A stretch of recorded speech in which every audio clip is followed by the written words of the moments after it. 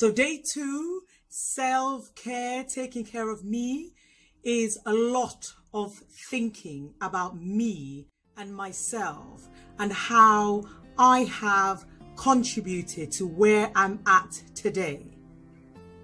When things go wrong, relationships are failing, when we're struggling with ourselves, we look outside of ourselves to blame somebody.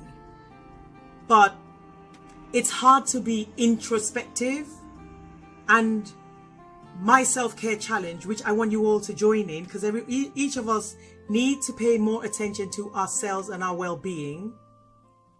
Join me in the Facebook group, in my Facebook group, which is Melissa C.D. Blake, and that's where I'm sharing my daily things that I'm doing for myself.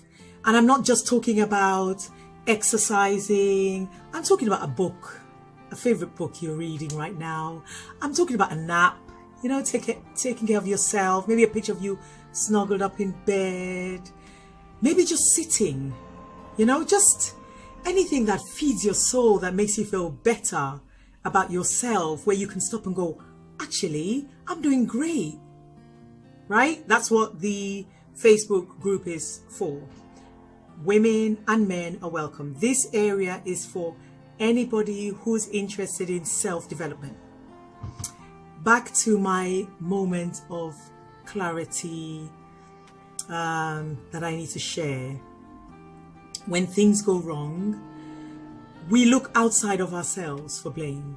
When relationships go wrong, we blame them, right? And it's hard to be introspective and to self-critique. At the end of the day, all the negative things you're saying about that person, you attracted and you were comfortable in it. And now you're mad because that energy has settled, and now you're mad at the energy. No, but you invited them in. So your responsibility, my responsibility, is to look at our lives and question, does that feed my soul? Does that make me happy?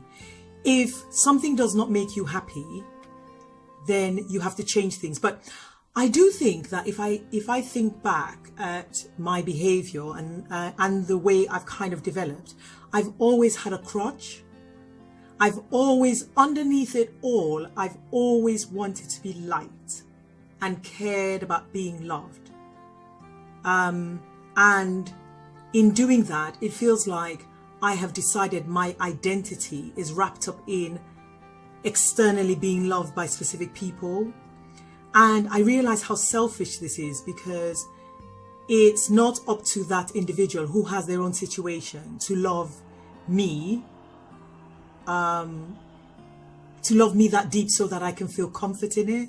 Like, it's too much responsibility. So self-care is about that. It's about looking and thinking, what crutches have I attracted in my life? And what do I need to stop doing so that I'm all of me and I'm accepting of me, even when I'm upsetting somebody because I'm making the right decision for me, I'm still fine with me.